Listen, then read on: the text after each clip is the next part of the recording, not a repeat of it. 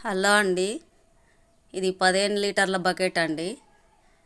వెడల్పు తక్కువగా ఉంటుంది, కొంచెం పొడవు ఉంటుంది కానీ వెడల్పు చాలా తక్కువగా ఉంటుంది. దీంట్లో నేను దానిమ్మ మొక్క గింజలతోటి మొలిచిన మొక్కను పెట్టి పెంచాను. 4 సంవత్సరాలు అవుతుంది. చూడండి, దానిమ్మకాయ కాసినాయి, 2 వచ్చాయి. ఇప్పుడు ఇక్కడ ఒకటి ఉంది.